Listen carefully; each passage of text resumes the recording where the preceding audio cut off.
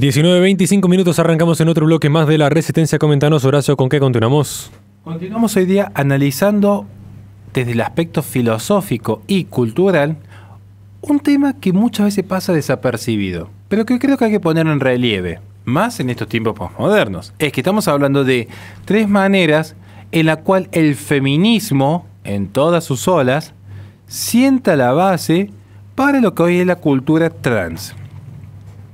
Y es que ciertamente estamos ante un movimiento trans en pleno auge. Mucha gente se pregunta cómo es posible que hoy un niño de 12 años ya pueda libre y voluntariamente mutilar su cuerpo de manera definitiva cuando ni siquiera tiene la suficiente racionalidad para votar, consumir alcohol o siquiera tomar en consideración algunos actos jurídicos. Un estudio de los últimos 2 siglos revela que se trata de un fenómeno que se fue gestando desde hacía mucho tiempo y que tiene raíces profundas ya en el propio feminismo, que era una subversión cultural, que implicaba el fin de la mujer, como se llama un libro, del cual voy a tomar algunos datos que hoy voy a compartir.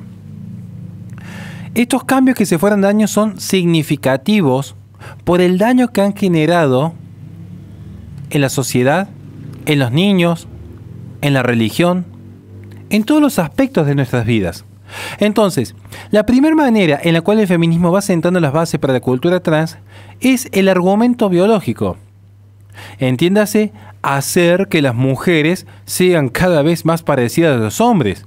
Es que uno de los primeros esfuerzos del movimiento feminista, que en principio era ayudar a las mujeres a sobrellevar el sufrimiento asociado a la fertilidad, se convirtió paulatinamente este pretenso objetivo loable, se convirtió en una nueva forma de subvertir la identidad. Es que ciertamente a partir del feminismo, que en un momento intentó ayudar a las mujeres a llevar adelante su maternidad, se fue convirtiendo en una forma de militancia por los derechos sexuales y reproductivos, que en última instancia era desvincular a la mujer de la maternidad. Entre estas activistas podemos encontrar a Elizabeth Cady Stanton, quien dijo, y cito: "La mujer es sacrificada uniformemente a la esposa y madre". Décadas posteriores va a venir Charlotte Perkins Gilman, quien dijo que la maternidad hacía imposible que las mujeres alcancen su potencial. Ya en la década de 1960, Betty Friedman completa la transformación al alentar a todas las mujeres a abandonar, y cito, "el cómodo campo de concentración que es el hogar". Es decir, estamos viendo que constantemente, década tras década, apareció un intelectual que quería desvincular a la mujer de la maternidad, siempre confundiendo maternidad con opresión. Entonces, ¿cuál es el rasgo más distintivo, se puede preguntar uno, entre la varón y la mujer? Ciertamente la capacidad de gestación, ciertamente es la maternidad, porque el hombre y la mujer en algunos puntos pueden equipararse. Incluso hombres con un muy bajo desarrollo de testosterona frente a mujeres hormonizadas pueden tener cierto paralelismo en fuerza. Incluso se han visto casos así. Pero hay algo que nunca va a poder suceder: que el hombre sea mamá. La transformación biológica fue alejando entonces a la mujer de la maternidad, porque empieza a aparecer las pastillas anticonceptivas, la cultura child free, el aborto seguro, legal y gratuito. Empieza a aparecer el activismo de Margaret Sanger. Empieza a aparecer entonces la acción de la ONU, las conferencias de control demográfico desde 1927 en Ginebra en adelante. Empieza a aparecer nuevas formas de ecologismo, animalismo y ambientalismo que ven a la familia como un elemento que reproduce el cáncer del planeta. Empieza a aparecer el transhumanismo, donde ya no hay una identidad corpórea, biológica, que nos identifique, sino que somos un fantasma habitando un cuerpo. Entonces los espíritus no tienen sexo. Ya no se habla ni siquiera de lesbianas, gays, transexuales. Ahora son no binarios, el no ser, ser identidad. Esto ha ido acabando entonces con la noción de la mujer. Una mujer que ya no puede ser definida por nadie. Salgamos simplemente en una marcha de mujeres que están promoviendo el aborto seguro y gratuito, preguntémosle qué es una mujer. No lo van a saber definir. Entonces, al eliminar el elemento esencial de la mujer, que es la capacidad de concebir y dar a luz, este elemento biológico, psicológico y espiritual, el significado de la mujer se va a volver confuso rápidamente. Para las mujeres, la maternidad fue en gran medida eliminada como algo esencial y reemplazado por una visión de feminidad modelada según un ideal masculino. Entonces, ahora de repente, para mantener este nuevo ideal, que es, entre tantos el ejemplo que podría dar, el ser profesional, el empoderarse, el crecer comercialmente, se las vende a las mujeres como dependientes de una anticoncepción cultural, dependientes del no tener hijos, porque ahí es cuando la mujer se consolida como mujer, habiendo renunciado a la maternidad. Entonces se equipara al hombre. Y de allí que surge la cultura trans, porque hay una transfiguración de lo que es el varón y la mujer. Hombres cada vez más afeminados y mujeres masculinizadas. Hombres queriendo quedarse en su hogar cumpliendo funciones propias de una madre, como el cuidado de una mascota en reemplazo de un hijo, y mujeres saliendo al mundo a querer conquistar emulando los peores vicios del hombre. Porque no se trata de que la mujer quede relegada, al contrario, que sea incluida, pero incluida resguardando su esencia, una esencia que se ha perdido. Entonces hoy tenemos que la mujer toma los peores vicios del hombre y a su vez el hombre pierde su identidad y su autoridad y tenemos una sociedad del no ser, de la no identidad. Segundo punto, se dio un cambio de lenguaje.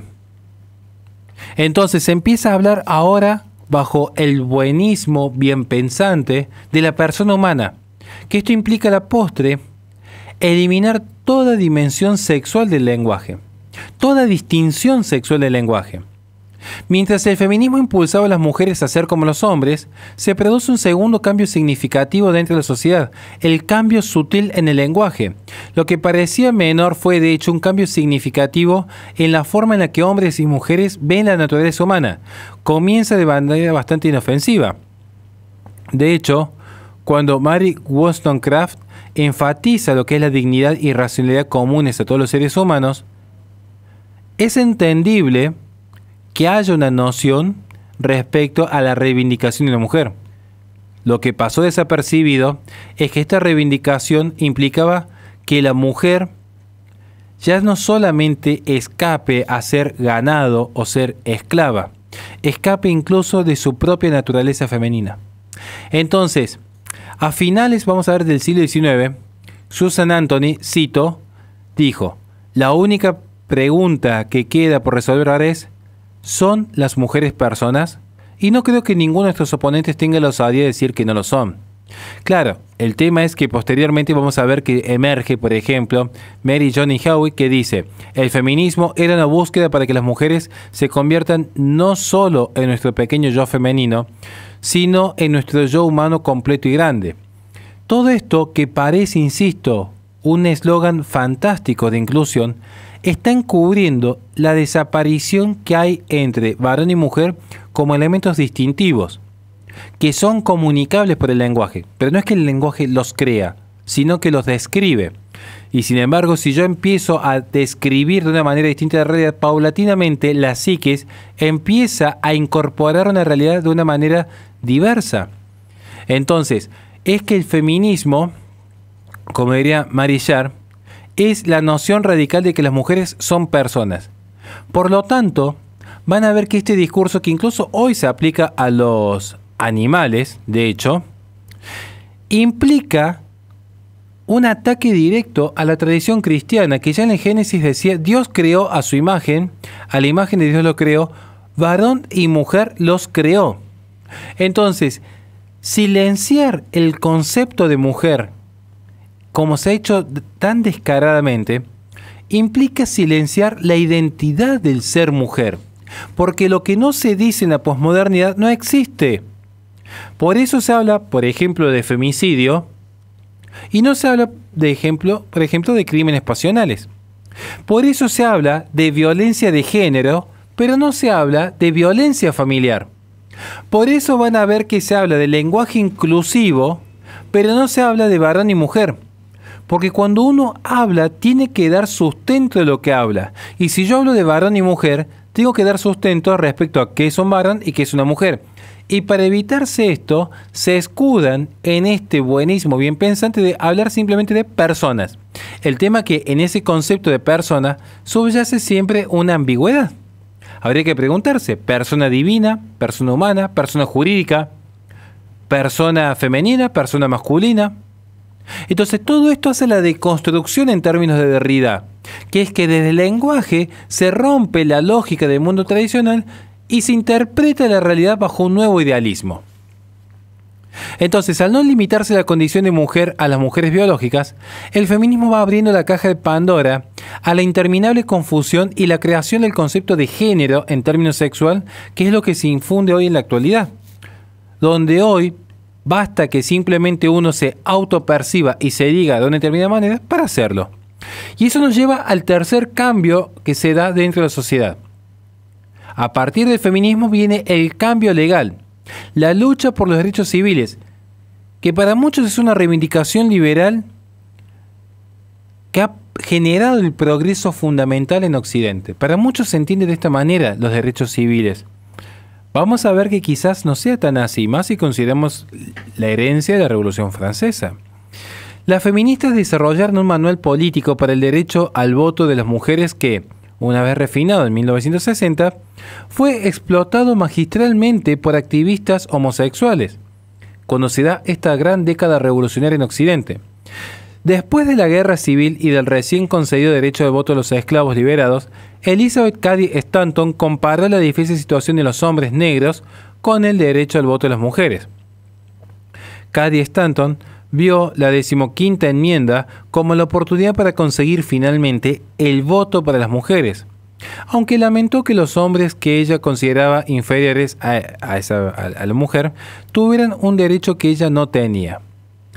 Y desde allí vamos a ver que paulatinamente, en nombre de los derechos civiles, se va a permitir sembrar el germen de lo que hoy es el activismo trans. Porque se va a comparar siempre a una minoría oprimida en el pasado, bajo esta noción del progreso indefinido, en términos de Diderot, Robespierre, Voltaire. Lo que es una causa justa se termina convirtiendo en una injusticia. Recuérdese que no es lo mismo justicia que venganza. Y sin embargo los sectores ideológicos toman postulados que son válidos, como el derecho al voto, como lo que es la no discriminación violenta, más en términos políticos, más frente al Estado. Toman lo que es la ayuda a una mujer en situación de vulnerabilidad para que desde este postulado que toda persona racional aceptaría, se radicalice posteriormente para imponer su agenda ideológica. Siempre se va a hablar de las mujeres y las minorías. Entonces, dentro de la categoría de minoría victimizada, es exactamente donde aparece, por ejemplo, el activista gay Franklin Kameny, que reconoció como clave para promover los llamados derechos de los homosexuales esta oportunidad para la reivindicación de las minorías culturales oprimidas. Por eso llegamos hoy a que estas minorías incluyen también a menores de edad. Esta minoría oprimida que hoy es la que le está diciendo a los padres de familia cómo educar a sus hijos. Esta minoría cultural oprimida que hoy es una hegemonía mayoritaria que se ha introducido en las iglesias para cambiar el sustento de la fe. Esta minoría cultural oprimida que hoy controla todos los hilos del poder jurídico, académico y mediático en cualquier nación occidental. Entonces, de allí es que vamos viendo que con el lenguaje, que con el derecho, que con la propia historia, se han dado las bases para que desde el feminismo se abra la puerta a la cultura trans. Por eso yo no entiendo, y con esto cierro, y porque hice este análisis, además de saludar a toda mi familia que siempre me apoya, porque hoy vemos que surge el feminismo TERF, ese feminismo que sostiene que hay que tomar distancia del activismo trans, que hay que revalidar la identidad natural de la mujer, pero que es una contradicción, porque hablar de feminismo TERF, oponiéndose a los trans, es como hablar de marxismo cultural, una contradicción de términos, es como un círculo cuadrado. Si la esencia del feminismo fue históricamente la revolución por la revolución misma. Una revolución que los termina fagocitando. De allí que el espacio conservador puede dar respuesta a estos fenómenos sin ceder a los principios fundamentales. Pero el progresismo necesariamente tiene que estar en constante movimiento, a pesar de las contradicciones. Y allí viene mi crítica al feminismo TERF. No asumen que el feminismo es, naturalmente, una ideología propicia para el desarrollo de cualquier tipo de reivindicación. No solo la inclusión de la persona homosexual al mundo civil, lo cual me parece que hace a la tolerancia, yo en ese sentido no tengo absolutamente nada que opinar, pero que paulatinamente se permitió la injerencia de todo el activismo LGBT y que ya hoy incluso se empieza a hablar respecto a los niños y su vida íntima. A buen entender, pocas palabras. Y todo esto fue promocionado por estos cambios radicales que proponen el feminismo desde su ateísmo, desde su secularismo, desde su laicismo, en total disonancia con una sociedad cristiana que intenta prevalecer, aunque sea hoy bajo una resistencia mínima. Nada más y muchísimas gracias.